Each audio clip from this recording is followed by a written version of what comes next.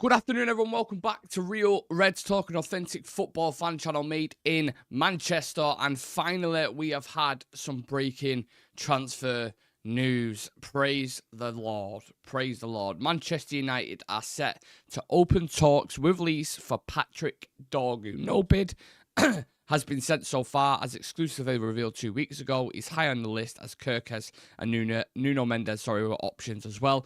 Dorgu 100% keen on the move, and Lecce want around 40 million euros, which will work out probably around 21 to 25 million pounds. Sorry, David Ornstein was the first journalist to kind of break this, as always. The Ornstein bomb, and then the rest followed suit basically and was all like, yep, we're going to sign him, we're going to do this, etc, etc. But the main point of this story is that finally there's some moves in the market, and the stories today on the show, we're going to be discussing, obviously, the majority of it's going to be about Patrick Dorgu, what type of player he is, where he plays, his career so far, and those kind of little tidbits. We're going to talk about Antony to Real Betis, which has been confirmed. Apparently United are looking for somewhere from the last year to go. If any team wants to take him, that'd be fantastic. And I also want to touch on Ruben Amorim's comments, calling us the worst team ever, because I felt that was quite strong. But for anyone who doesn't know who Patrick Dorgu is, if you're a little bit confused and you're like, who the fuck is this guy? Never heard of him, never seen him play. You're not the only one, mate. I've seen bits of him, but I'm not going to pretend like I watch Lecce week in, week out, right? So we have to do our due diligence, we have to do our research, and we have to look into him. So, currently plays at Lecce. He's a Denmark international, but I believe he's Nigerian descent. Can play left back, can play left wing back, can even play as a winger with his abilities. He's left-footed, he's 6'2", he's 19 years old, and his strengths include physicality, dribbling, extremely press resistant, 1v1s. Everything you want in a modern fullback, Patrick Dorgu absolutely offers that. Obviously, with all young players, he's not just solid around the bat. He has areas that he needs development, decision-making, weak foot usage, and ability. So those crucial moments in the final third, or even sometimes defensively decision-making, he definitely needs to work on. And also, he rarely uses his right foot from what I've read. But what I did was, because I hadn't watched much of him, I pulled up a report from a very good person who I actually get a lot of the reports from. And this is what it reads, right? So I'll just read it out for you. I'm not going to pretend like I know him, but this is what I've got. 2 seconds. So, listen to this. This is Patrick Dorgu. The left-back oozes calmness and composure when on the ball, a modern fullback in every sense with a technically refined, physically developed and versatile profile that could very well result him in earning a move to one of Europe's top clubs. This article was written in March, I think it was, last year. So, obviously he's developed even more since then. He has taken to Serie A like a duck to water, impressing in his first season ever of senior football, and playing a key role in Lecce, starting to clear the drop so far. A dynamic left-back who loves to carry the ball up the pitch, cut inside and combine with forwards, and who has the agility to manoeuvre his way through tight spaces. Dorgu's dribbling ability is top draw, and it could very well see him operate as a wing-back or even a winger in the near future.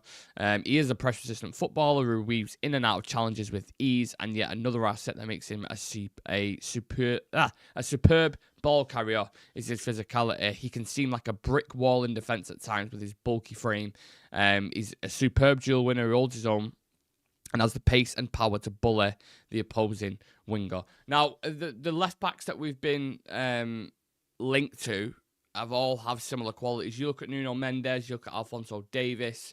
I'm not saying he's as good as them, but he does have similar qualities. That kind of power to bomb forward and get back. The technical ability, obviously, because it's needed in the final third. And he currently ranks in the top 4% of fullbacks across European top 5 league carries in the final third, and the top 6% for expected goals per 90. Obviously, a dynamic that a left wing back needs. So it's a very, very interesting player. He's someone that I didn't hear a lot about. There was murmurs and rumours and little bits here and there. But he is someone, in terms of his profile, that we absolutely need a left wing back. You look at Diego Dalot at the minute playing there. It doesn't matter if it's Malassi who plays there, if it's Dalot, even if it's Mazraoui trying to do a job over on there as well. None of them suit what Ruben Amorim wants from his wing backs. None of them. You look at any of these wing backs that he had at Sporting, total opposite. And he is someone that we definitely need. How they're funding this, I'm not entirely sure. Maybe this kind of links into the stories that I'm going to talk about in a moment with Antony and Malacia and their wages going off the bill potentially. But I mean, it's going to cost around 21 to 25 million pounds, which is about 40 million euros. And everything that United was saying in the market, he was talking about how he's, we've got no money, we're skint, we're not going to buy anyone in January. So I don't know where they're pulling 20, 25 million pounds from. Am I asked? In honesty, absolutely not. I'm not really bothered about where they're getting it from. I'm more bothered about bringing players in, because if you look at our season so far, and again, this is another story that I'm going to get into, Amarin talking about this is the worst Man United team ever, and he might actually have a point. So if we're going to bring in players to improve that quality and improve that side, is he going to take us from, where are we, minute 13th or something? Is he going to take us from 13th into the top 4?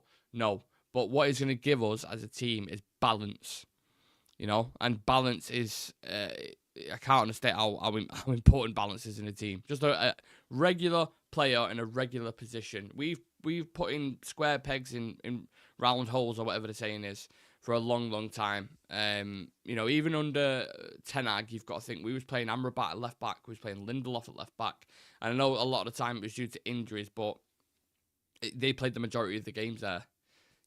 And then you go into midfield. We never really had a specific player in who we need. It's always been a fill-in job, like a McFred, or, Casemiro and Eriksen's been too leggy. They've never had the perfect profile in there.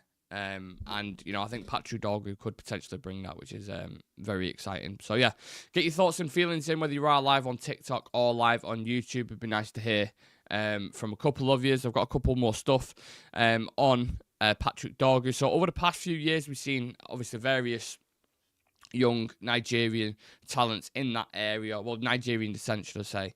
Someone like Destiny Udogie, who come from the Italian league as well, has Nigerian descent, obviously come into the Premier League and has done, for the most part, really well for Spurs. I know Spurs are very Spursy at the moment, and there's a lot of question marks around him, but I think Destiny Udogie is really, really good. You also got Michael Coyote as well, who's doing really, really well, and he's kind of emerged as a regular in Fiorentina's side. So you're seeing this kind of emergence of young African talent, and I'm absolutely here for it. And yeah, look, like I said, I know it's from Denmark, but you also had Hjumland, who played for Ruben Amorim at Sporting, who came from Lecce as well. I think they bought him for around 19 to 20 million pounds from a similar setup. I don't know if they've got like a scouting network in Denmark or what have you. And look, Danish talents who come from Serie A don't always work out, do they? Look at Rasmus Højlund at the moment. So I'm excited about it just because it's some form of movement in general, This guy just waffles and doesn't read this chat. Well, I've just proved your point wrong there, haven't I? Any chance of replacing the recruitment team? Why? What's he done wrong? I think the window's been pretty good, to be honest with you.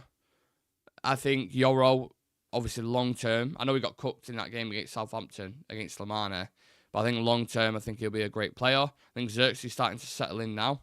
I think Ugarte, we was all raving about Ugarte for the past couple of weeks, saying what an absolute signing, what a, good player he is. Who else did we sign? Xerxes, Yoro, Ugarte. Okay, now my mind's gone blank. Literally can't think. Majraoui and Delit. Majraoui and Delit have been fantastic. Majraoui's knackered at the minute. He needs a rest. You have to win the midfield battle, and our midfield is too open. Well, that's another area. We need centre-backs, we need centre-mids, we need left-wing backs, we need attackers, and we need a striker. I said that in the TikTok video yesterday. We'll take all your spares at Tottenham. Need anything we can get. Mate, you don't want them. I promise you don't want them. You really don't. Arsenal want to sign Crystal Palace Mateta on Sky. That's interesting. Why are we spending 40 million on an unproven Dorgu when we get a Prem proven in 8 Nore? Because he's going to cost a lot more money than that. You ain't getting 8 Nore for £21 million, mate. That's why they're doing it. That's why they said they're talking about Nuno Mendes and they're talking about Kerkez. All these players that they're talking about, 40 to 60 million pound players, and United just simply haven't got that. We've got a story. Obviously, we know Antony's set to join Real Betis. And because that's happening, obviously, I don't think they're going to pay 50% of his wages, but let's say they pay 40%, around 80 grand a week. You then if you bring in Patrick Dorgu, I presume this is how it happens because of amortization and stuff. You bring in Patrick Dorgu, who will probably be on around that much. I mean, think about his wage at least. It's going to be fucking next to nothing in it for United. So that then wage slot, he can come in and then they'll do the due diligence in summer and they'll sell him or they'll do whatever. Same thing with Tyrell Malacia as well.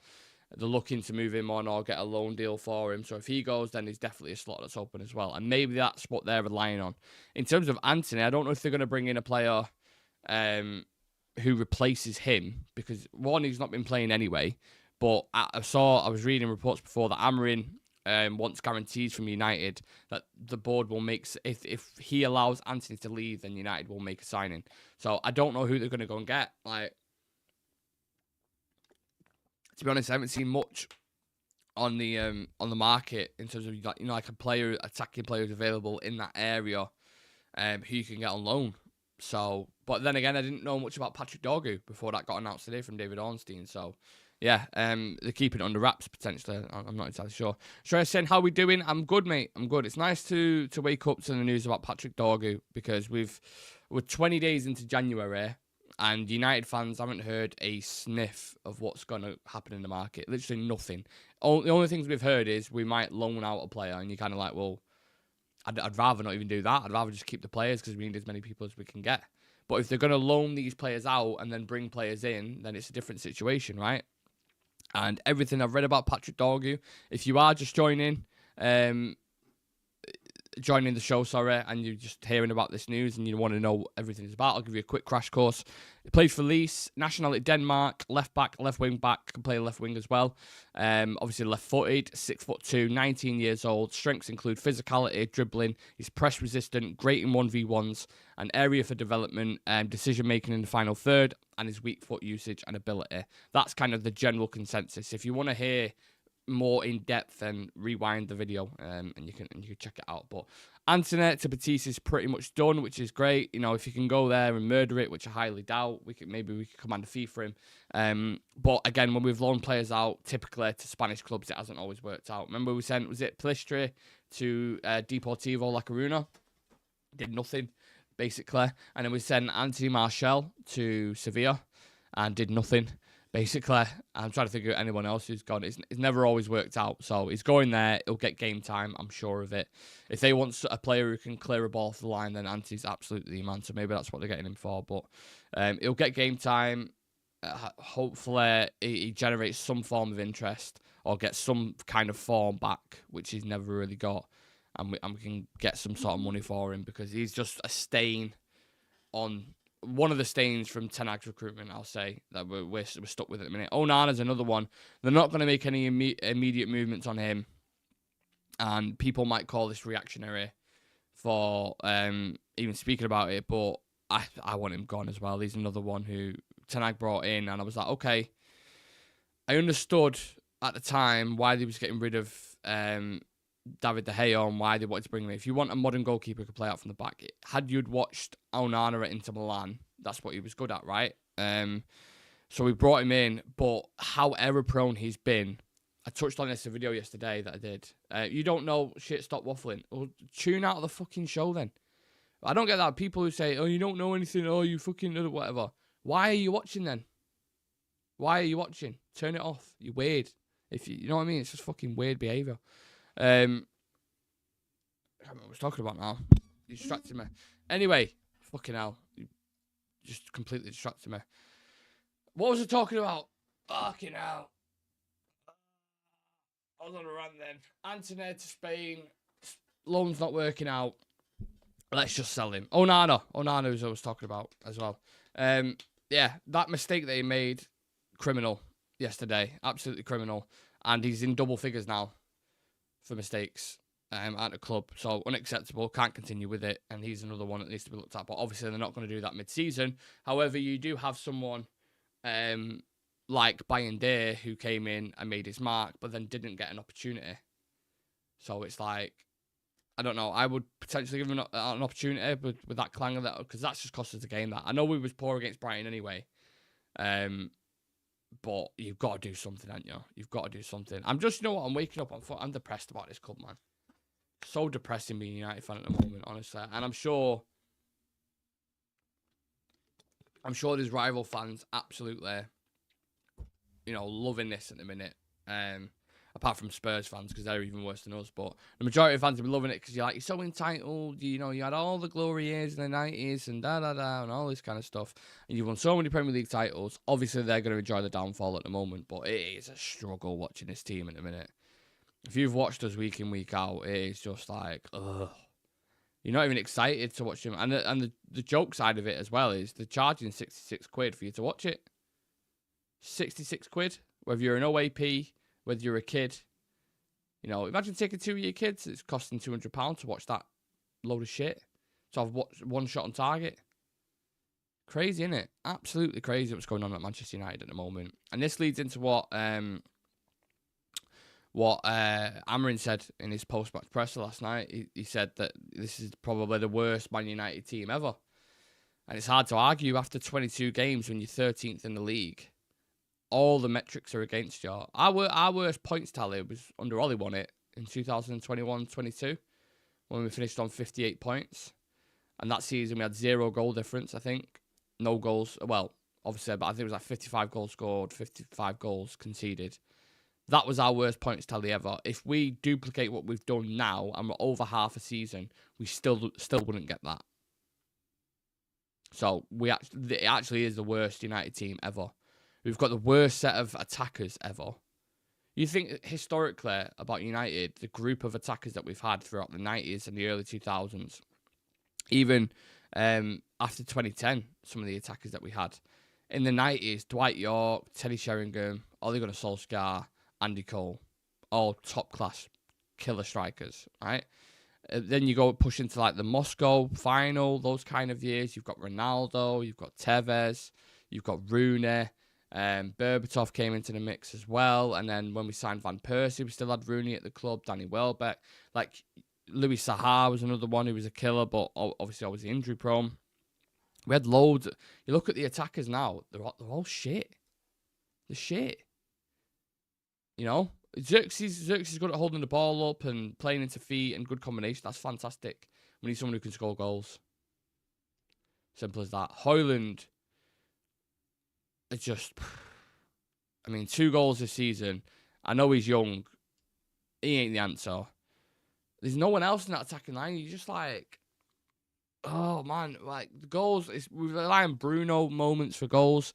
Ahmad obviously is the only one who you look at and you're like, yeah. No, you need someone who can create chances. Your strikers get no service. They can get as much service as they want. I've seen Højlund miss some sitters. Seen Xerxes not be in the areas in the box where he needs that service. So people can come up with that narrative of you need, people to create chances or whatever. That's fine. We do, definitely. And that's why we need an attacker, as well as a striker, as well as a midfielder who fits that profile, as well as a wing-back, as well as a centre-back who can defend channels comfortably and is great on the ball, and as well as a goalkeeper. We need about 1 million players. And it's going to take window after window after window after window. So, yeah, I don't think there's anyone who necessarily disagrees that this is the worst Man United team ever. Is there? I don't. Man United 99 in the chat saying hello to you, sir. Please do smash like on the video for it. But let us know about these stories, people. Very quiet in the chat. There's quite a few of you watching, but very, very quiet. What do you think? Patrick Dorgu, wing back. Would you take him? Yes or no? I don't think anyone turn around and go, nah, it's a player. He's suited to the role. He fits it. Go and fucking get him and see what happens. It's £20 million at the end of the world. Do you know what I mean? Is he a left back or right wing back? Left wing back. He is. So the main story is you will never have to watch Dallo there again if he comes in. Hopefully. We have no players who suit that system. Absolutely none. It's painful to watch. Week in, week out. Do you know when he gets into a certain area of the pitch and you know he's just going to chop back and your whole attacking momentum is just cut off, basically. It's a killer. This is a guy who will progress in the final third. This is a guy who's physical. He's technically really, really good. Yeah. I want this deal to get done. News coming in about Marcus Rashford whilst we're live as well. I'll get into your comments in a moment. Just give me 2 seconds. A deal for Marcus Rashford to leave United in this window is looking increasingly difficult. Borussia Dortmund will continue to push, but the finances remain a big issue. United are relaxed over the situation. That's from Sky Sports, Seth Darwish and Melissa Reddy. Yeah, obviously AC Milan were the big front runners, and they couldn't kind of figure it out. And now they've gone and signed, I think they're pushing to sign Kyle Walker.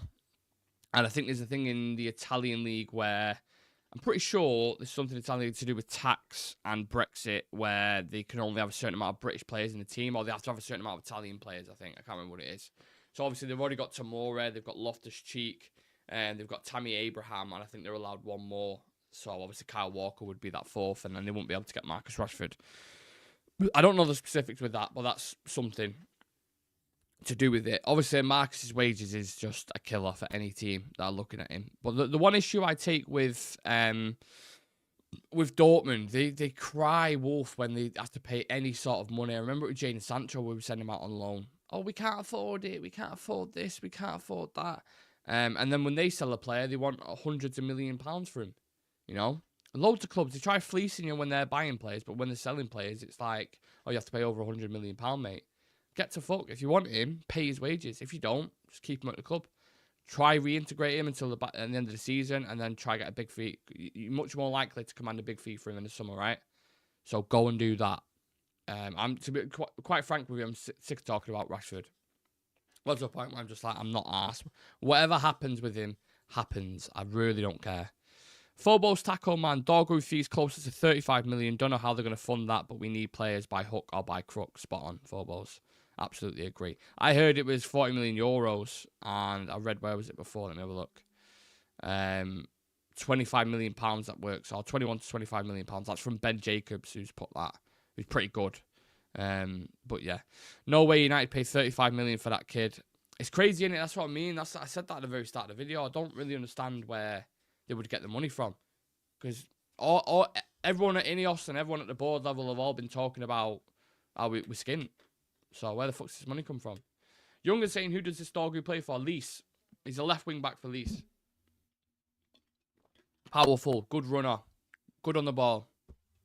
I haven't seen a lot of him. I've literally just read scout reports because the news broke this morning. I was like, Dorgu. I was like, literally seeing a little tiny bit Italian league. Yeah. Italian league he plays for. But it's a player in it, people. It's a player. Leach, I don't know how you pronounce it, people. If you want to be pedantic and start poking at my pronunciations of a fucking Italian club, then I don't know. People seem to be on smoke this morning. Leach is pronounced Lecce. Lecce. Lecce? Lecce. There you go. I can't pronounce an Italian club, apparently. I'm not bothered. You know we were meant. To be honest, I'd spend hundreds of millions and deal with FFP later, just like City haven't currently. Yeah, you know what? Why not? You make a great point, Ryan. Why not? If City are going to get away with it, which they definitely are, by the way, because they're not signing Erling Haaland on a 9-year deal on, £600,000 a week with bonuses included up to £800,000 a week. They're not extending Pep Guardiola's contract, and they're certainly not spending £100 million in January if they are not off the hook. They are not going to get relegated if they're doing that. 100%. So look, if they're getting away with it, that is going to open a shadow realm in the Premier League. I'm telling you right now. Do you know what I mean? Newcastle go, fuck this. City of if they get away with it, that just opens the doors then, and everyone can just go fuck it. Because we know the charges, and it's not even me being salty. We know the charges that City have been faced with. Failing to comply with the Premier League 1,000,000 times, paying Mancini a different kind of wage, paying players different kind of wages, breaches in European football. Like, you go through the whole list, they've big charges, but nothing's going to happen to them. Nothing's going to happen to them if they're making those kind of deals. So you better buckle up, because these next couple of years are going to be interesting, man. When are we getting the Antony video, Nick? What I'm going to do is I'm going to put Charlie Puth on. It's been a long day. What? No, it's not the actual title of the song. What's the title of the song? See You Again, is it? In Fast and Furious. I'm going to put that on. I'm going to grade the video, put it in black and white, and I'm going to open it, and I'm going to say, Antony, you've joined us for £85 million. It's been an absolute whirlwind, to say the least. You are, quite frankly, the most one-footed player I've ever seen in my life. You made everyone believe when you scored on your debut against Arsenal that we signed an absolute world beater. Your YouTube highlights sold everyone a dream, and you have been nothing higher than a 3 out of 10 in any single game that you've played for Manchester United. So thank you for being an absolute flop, and fuck off. There's your video. Spinner Rooney in the 500 ball. Oh my God. Yeah. Whatever route you want to take when we speak about United, and if it ends up in the negative kind of realm, it always falls back to recruitment. Always. Whatever kind of scenic route you want to take, it always falls back on the recruitment for United. That has been just shocking. Because the team that we've got in a minute, obviously they decided to stay with Ten Hag. And they was like, yeah, we'll stay here, we'll spend another 200 million, you give you a new contract. And he went, oh, we fucked up, let's get rid of him. Now we've got a group of players that we don't know what to do with. We've got a new manager who's coming halfway through the season, and these players just do not fit his profile whatsoever. So, from now until the end of the season, you already know it already, I don't need to tell you, it's going to be a graft, mate. It's going to be like dragging your balls through glass, unfortunately. I think Antony's been mismanaged. I don't know what you're smoking. I don't think players understand that they're playing for United. They don't understand that honour. Oh, and it's gone. It's gone, that. Especially with this kind of new generation now, they don't. And also, you can only so long you can ride the coattails of your predecessors, of what they've done. You know, yeah. What have you done? That's what I want to know. What's this team done? Win an FA Cup, win a Carabao Cup. That's fine. You can turn up in Wigan won an FA Cup. Teams can turn up in tournaments. You want to see consistency in the league now, and that's what I struggle with. But it's a weird kind of fine line between it, because how have we been so shit? This has been our banter period, right, for United. I think a lot of people accept that, and we've still won more trophies than the majority of clubs. In our banter area, we won an FA Cup recently, a Carabao Cup, a Europa League, another League Cup under Jose Mourinho, an FA Cup under Louis van Gaal, multiple finals, and we've been shit. Do you know what I mean? So, yeah. Do you think we'll get Victor Gyökeres? I hope so. If we do get him, we're certainly not going to get him in January anyway. It'll be in the summer. But I'm sure Amarin's looking at this team and he's like, we are craving a striker who can bag goals. And Gyökeres is a bad man striker. Gyökeres is really, really good. Prince BOT, welcome to the Real Red Ultra. Yeah, content dropping again this week, guys, for all the members. I think it's 50 odd of you, so I appreciate all the Real Red Ultras. I appreciate you becoming a member as well. And we will start putting content, little bits like transfer, or maybe focusing on a certain player. Doing ranking Premier League strikers and these kind of things. Well, that's just for exclusive members. So if you want to become a member like Prince BOT has just become a part of it, then click the join button next to the notification bell. I appreciate all the support that you guys have shown. We're on 11,177 subscribers as well. So if there's anyone who feels like in a better mood, feels in a good mood, should I say, and wants to hit that subscribe button, please do. If you're on TikTok, check us out. The link's in the bio if you want to join the community. Appreciate every single one of you. It's his system. He won't change ever. I'm okay with that. I've had a lot of friends speaking to me recently who's saying, and they know stuff about football. It's not as if they're stupid or naive or anything. And they've said to me, why does he not just change his system in game to what they're suited to? You cannot do that. You can't start giving in to these players because they don't suit the system. Then you start going back on all the work that you've put in already. Ten Hag tried doing it. He went back and look what happened. It completely crumbled and collapsed. You cannot do that. You have to persist with it. Get to the end of the season. You know by then for sure who suits that system, who you want to get rid of. Have a big clear out in the summer. Bring in the crucial areas that you need to, which for me, straight off the bat, would be left wing back, which we're trying to do. A striker, 1,000,000% we need a striker. A bagsman who could score 20 to 25 goals. That's not easy. There's not many of them in the market at the moment. Gyökeres isn't in, it's been mentioned. Osman's another one. Go get one of them. Get an attacking player as well, who's an intricate player, a bit like Ahmad, let's say, for example. That kind of profile I would love. Again, not easy to do. Go get a midfielder, someone like an Edison or a Reinders from AC Milan. who could do all sides of the game really, really well, and then go get a centre-back who's good at defending channels and get a goalkeeper. But it's not all going to happen in one window. This is why Amarin said it's going to take multiple windows, and the rest of the season is going to be a roller coaster. And yesterday we got to the top of the Pepsi Max after the game against Arsenal and Liverpool, and it was like, oh, here's the big dip. See in a bit. And it's going to happen all season, so you cannot trust this team whatsoever. That kid ain't worth 35 million. He plays for the equivalent of Barnsley in Italy. Jesus. That's what I mean. I'm only reading scout reports of him. I haven't seen much of him. I am going to, for a couple of hours today, I'm going to go watch some of his games because I'm interested to see what he's actually like. You know, reading scout reports and actually seeing him on the pitch is different. I'm sure scout reports on Antony when he was at Ajax were, you know, raving about him, and we all know how that situation ended. So, what about bringing Sancho back as a 10? You can't bring him back. If Chelsea finish above 14th, they have to buy him. And they're not finishing below 14th, especially with the way we've got us and Tottenham to finish in them positions. So Sancho's already gone, even if you wanted to bring him back. You should have kept Rude until the summer and then brought Ruben. They messed up, even Ten Hag still next. They had to do it. They told him it was now or never. Ruben had to come in. And I think they thought at the time, keeping Rude until the end of the summer is just putting a plaster over it. They want to get him in now, short-term pain, long-term gain. Yeah, that was the deal. If they, I think it was either if they finished above 14th. I'm pretty sure it was. Let me check the specifics on that because I'm sure I remember that.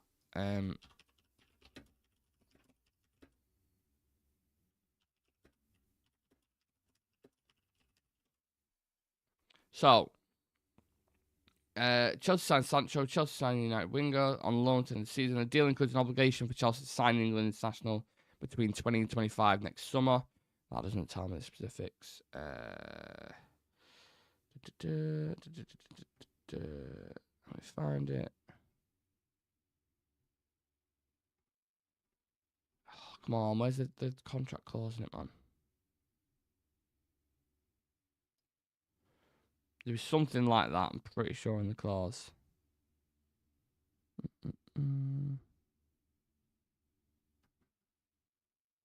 Yeah, I don't know. Someone will know.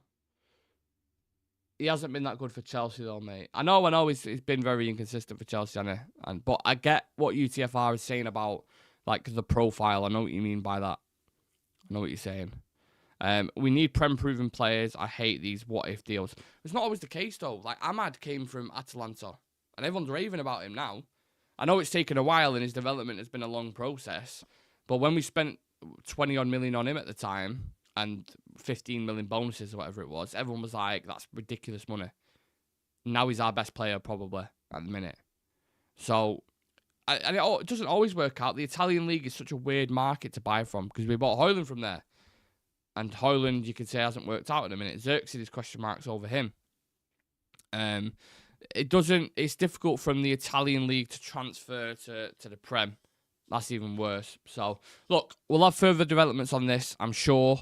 I'm going to do a bit more kind of scouting and look at his videos and see what he's about, and then I can give you a proper full-around take on him. But apart from that, stay locked in, subscribe to the channel, smash the like in the video. We'll be back later at 7 o'clock. We've got loads of stuff ongoing, loads of news, members videos coming soon as well, and we've got a little surprise as well. So, hit that subscribe button. If you're on TikTok, click the link in the bio, come over and join us on YouTube, and we'll see you later at 7 o'clock, yeah? Appreciate it.